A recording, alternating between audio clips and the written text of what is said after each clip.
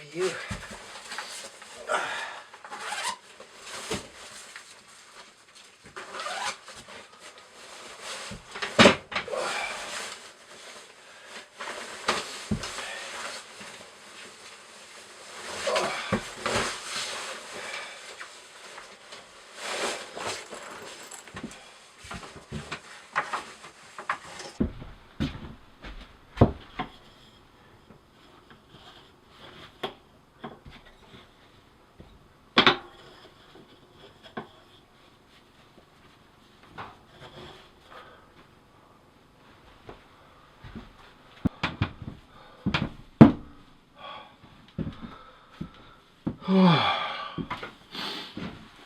Well, she's warmed up, that's for sure. What are we at? 15 degrees Celsius, which is about 60 degrees Fahrenheit above in here. So, it's nice and toasty now. She's warmed right up. Fire's still going. Oh, propane's still running. Dog is sleeping. Hey.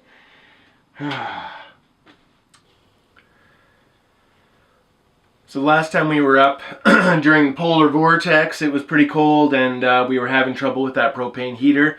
Heater seems to be working good this time, just pumping along, doesn't seem to be doing anything funny, so that's kind of a relief. One of the things when you're designing and working on off-grid stuff and living in off-grid stuff is you want those sort of redundancies for kind of those important things. And I've always sort of had four categories of redundancies that I kind of feel like we need. And the first obvious one is heat, and then light, and cooking, some way to cook, and then power. And so I try and have multiple ways to do all of those things just in case something like last time happens. And all of a sudden one of those things isn't working properly. You're not relying on it. There was a time when I was up with the boys before we built the cabin, and you know, the furnace in the trailer stopped working, and we had to go home at 10 o'clock at night. And it really sort of set in motion the cabin, but also the idea of redundancies and all of that, just to sort of be prepared for whatever comes. So one of the things, like I say, the big one for me is heat. So we've got a couple of different ways to heat this place. So that heating, like I say, I've got the wood stove, the cubic mini, as well as that propane heater. And maybe we'll take a closer look at those as my heating sources. And then we'll look at some of the other redundancies that I've got in here for lighting, cooking, and power. So this little propane furnace is a direct vent propane heater, which means it has a flue that sort of goes through the wall outside, so that it exhausts all of what it burns to the outside of the cabin. You can get non-direct vent propane heaters that are similar to like a buddy heater and things like that. And I just wasn't super comfortable with burning that much propane or any gas really in such a small space. So I chose to do a direct vent heater that would just, you know, expel all the gas, all the exhaust outside and just get rid of it. So that's what we've got here. So this one is by a company called Ashley. Honestly, I don't know who actually makes this because I've seen this exact heater with a number of names on it, so you'll have to sort of do your research. But this is a 12,000 BTU, I believe, propane heater. And the nice part about this, and the way it supplements the wood stove so nicely, is that it has a thermostat on it. And so with the thermostat, it's not that you can put in specific temperatures necessarily, it's just low, setting 1, setting 2, setting 3, but it'll just keep running until it sort of gets to a certain heat. It does have a temperature gauge on it, or a sensor on it, that when it gets to a certain warmth, it will shut itself off and then turn itself back on. So really, the main reason I got this installed was so that throughout the night we could get a good night's sleep and not have to worry about maintaining the heat in here. Now the wood stove still provides 90% of the heat for this cabin. We burn throughout the day in the wood stove, all the way right up until we go to sleep, and we stoke the thing good and solid before we go to sleep. So that's still 90% of the heating for this cabin is done with the wood stove, that Cubic Mini. But where this thing comes in handy is overnight. It maintains the heat in here. Once everything is warmed up, once the temperature of the walls and, you know, everything is actually up to room temperature, then this is able to maintain that temperature throughout the night, and we're able to get a good night's sleep without having to wake up every half an hour or an hour to stoke the fire. So the other advantages of this little furnace is that it is great for off-grid because it doesn't require any electricity.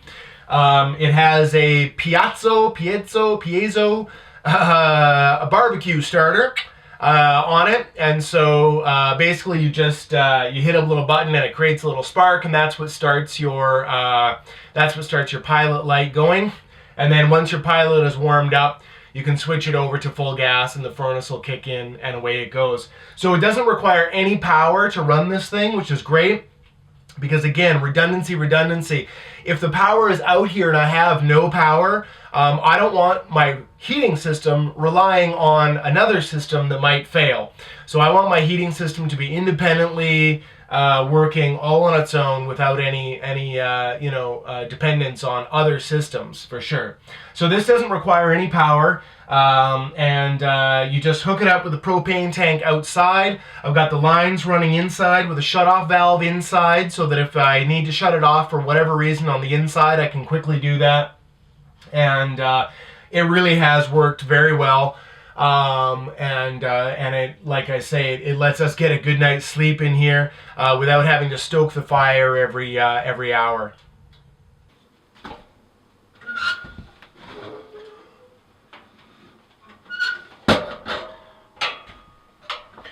So I've done lots of talking about the Cubic Mini stove before.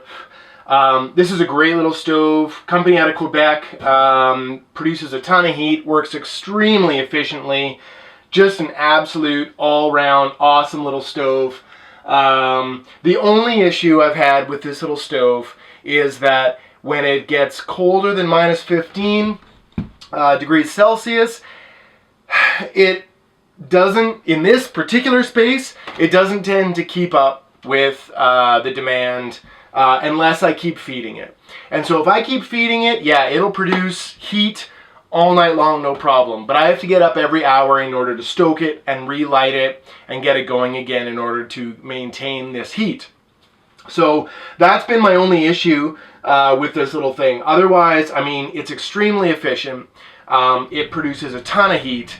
It's well built. They're great little stoves. But when I am trying to get a good night's sleep and it's colder than minus 15, that's the trouble. And so the combination of the propane furnace and this guy working together has been a really great combination. That's worked really well. Again, like I say, 90% of the heat in here is out of the wood stove, and we use that because we have a forest. We have wood. That's not a problem. And so the fuel for this thing is free. It's out there. I have a ton of it. And so that's what I want to use for 90% of the burning in here, for the heat in here. But overnight, having that in combination with that propane furnace has been a really good combination. So if you want to learn more about the Cubic Mini, I did a full review on it. I'll link up to that, and you can check out the full review on the Cubic Mini. It's been a great little stove, but yeah, in combination with the propane furnace, those are kind of my two heating systems. Now, again, can I heat this entire place with just the wood stove? You bet. Absolutely. The first year we were in here, that's all I had, and we spent a whole winter in here, no problem, heating this place with just that wood stove. But I did have to get up a lot in the night in order to stoke it, or I'd wake up cold in the morning, so that was an issue, and that's why we chose to put in the furnace as a secondary redundant system. So the other redundancy that we like to have here at the cabin is power. And like I say, the first year we were here and had the cabin up, we had no power there. So, I mean, that wasn't an issue. We went pioneer style and didn't need power for anything. But it is nice to be able to charge phones at the absolute very least. You know, if you had an emergency out here, you'd sure like to have something to be able to call for help and know that's going to happen. Cold weather can kill a phone battery pretty quick. So you wouldn't be surprised to come back from a long hike in the woods or out in the snowshoes to find that your phone was dead. So we do like to be able to communicate and charge phones up. So obviously the first way, obvious for us now, is the solar system. So we've got solar power lights and fan and everything running off the same kind of thing. So we can plug in there.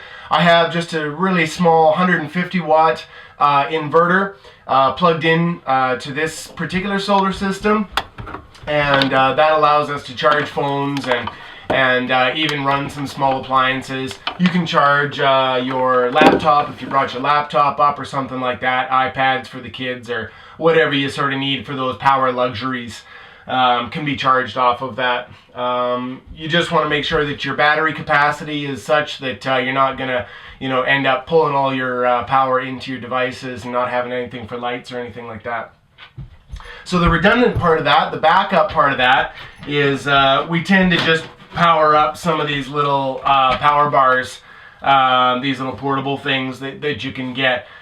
So each of these, I think, is 2200 milliamp hours, which would be enough to basically charge my phone once each. So that, you just charge those up before you come out, and that way you've got some extra power if you do run your battery down, or if your battery gets too cold from being out here and freezes or whatever the issue may be. I have some backup to charge the phone.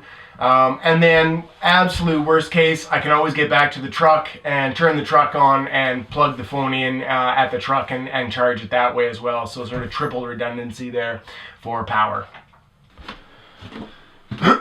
One of the other things I like to have redundancy for is cooking, because you need to eat. And so we do have some redundancies for different ways to cook in here.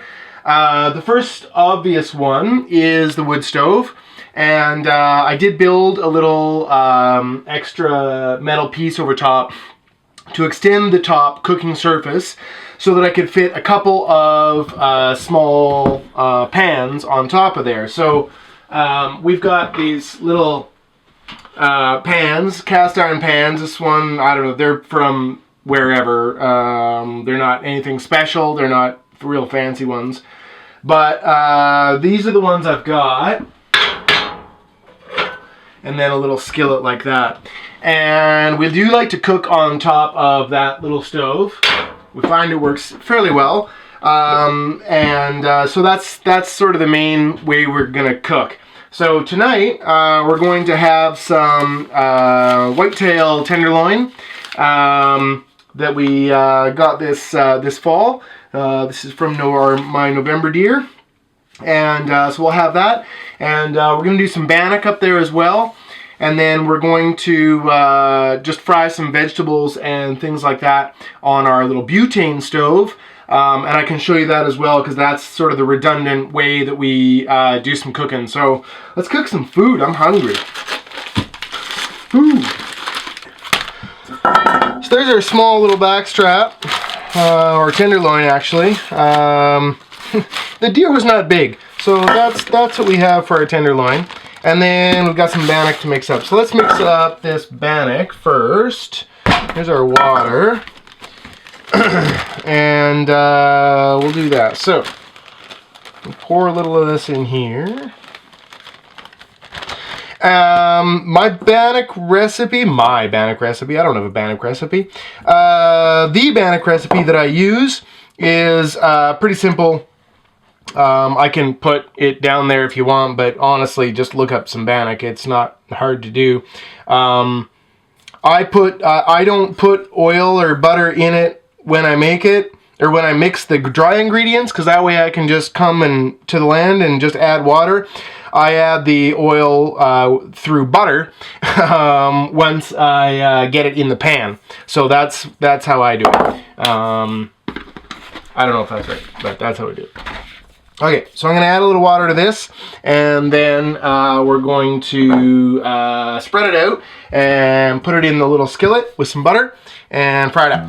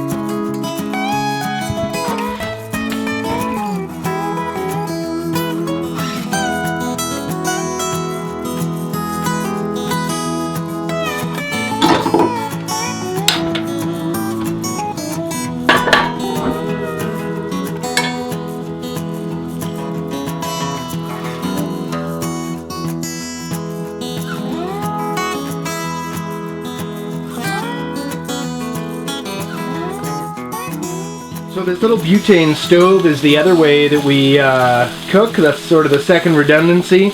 You know, these are a dime a dozen. You get these absolutely anywhere for about $20, $30. This one I got on sale for 20 bucks. And it's just a little single burner stove. And it just uses one of those little butane cartridges that goes inside. It can also work off propane. But these are just great little things that are, you know, fairly safe to use indoors because they're just a little, you know, a little butane canister, and they just fire right up. They're about 8,000 BTUs, and they just work absolutely fantastic as a supplement to the wood burning stove, which is cooking our backstrap, our tenderloin. Oh yeah, beautifully. I'm going to flip this guy, flip our bannock, that guy's cooking away. Life is good.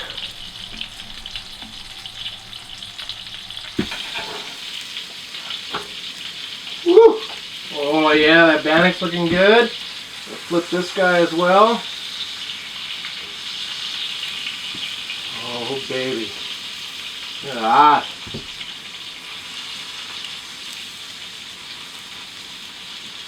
This is going well. This is going very well. Alright. I think that guy is just about ready. We'll pull him off. We'll grab that piece of bannock as well, which is also ready. Oh yes sir. Very nice. So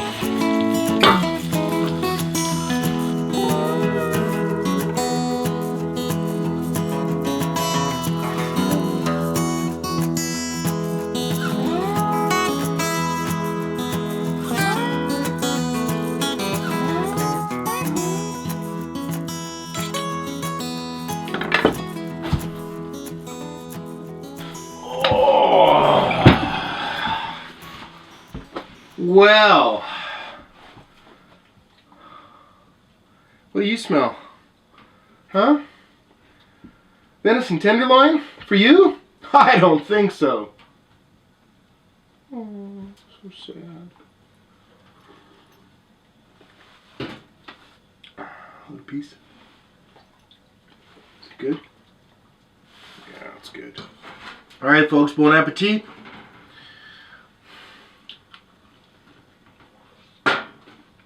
Oh. Oh yeah. Mm-hmm. Good, right? Lovely. This is lovely. Cheers.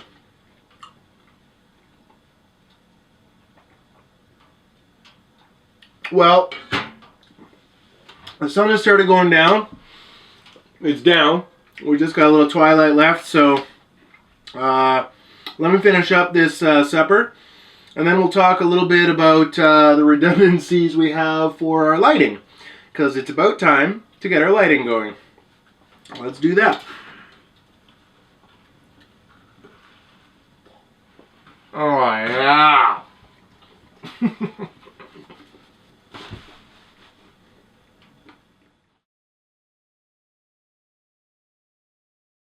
So the first winter the cabin was up, we went full pioneer style, and that meant having lantern light and candlelight only. But I mean, honestly, that worked fairly well. We have 2 kerosene lanterns, these Dietz kerosene lanterns that I think I got from Lee Valley, which were cheaper than I thought they would be. And they've worked really well. Kerosene does have a little bit of an odor to it, but you can get over it pretty quick. You have to be a little careful with kerosene inside, obviously, kerosene lanterns, because you don't want them to spill, you don't want them to fall over and that kind of thing. But if you're careful with them, they provide an absolutely gorgeous light, and they really do provide some heat as well.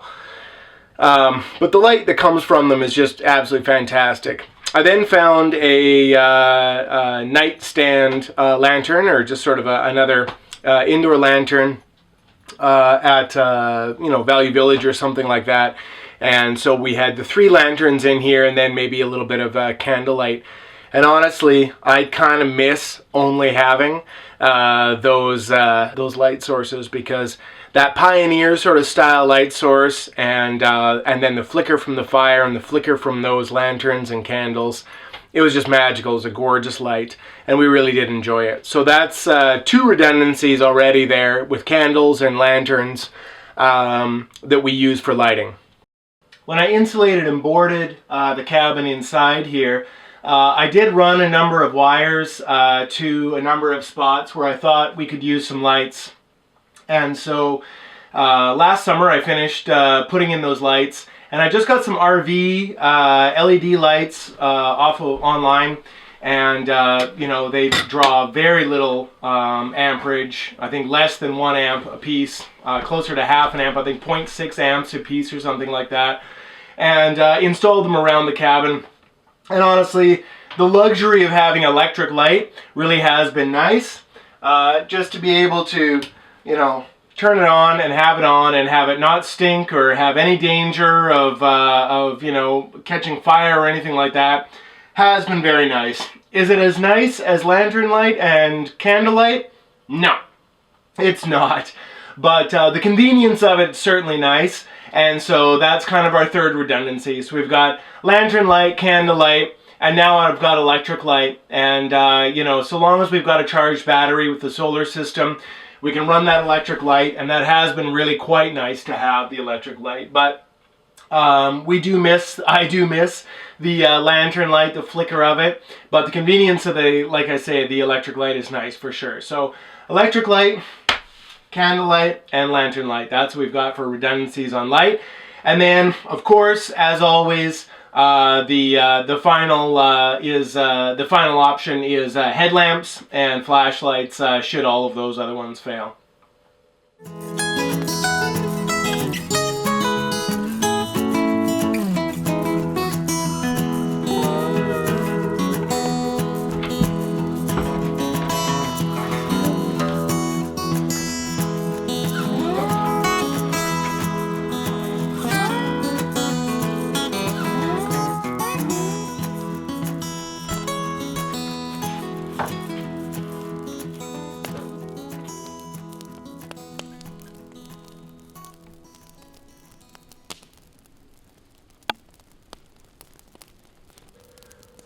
Okay folks, well that's about it for this one. Hope you enjoyed it. Caramel and I are going to turn in for the night, and we'll see you on the next one.